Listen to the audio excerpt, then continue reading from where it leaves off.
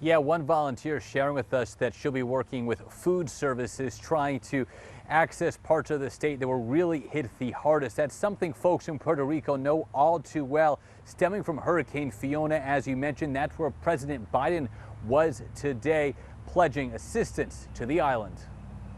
The perception, at least on the island, is like, it just doesn't stop. Doel Gonzalez is co-owner of Spanglish, a Puerto Rican restaurant with locations in Raleigh and Durham. He was born and raised on the island. This time of year is just always so tough, just knowing that we're very likely to get hit by something, and then when something hits us, it just ends up like destroying us. I mean, Maria wasn't even that long ago,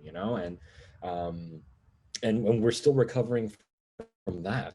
A report from George Washington University estimated there were nearly 3,000 deaths in Puerto Rico due to Hurricane Maria, which hit in 2017.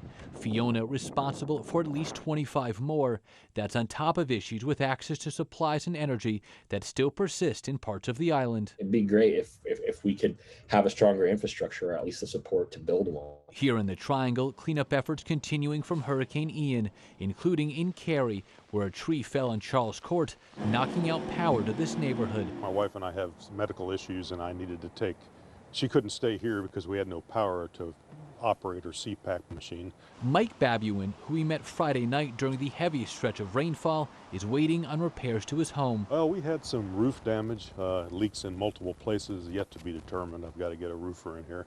Then I had a part of the gate up front got blown over. Power restored to much of North Carolina within 48 hours, as Duke Energy called in about 5,000 workers from other states and Canada to provide assistance. We're in a good place right now for outages, but we've still got another 2 months almost of hurricane season, so we're not out of the woods yet.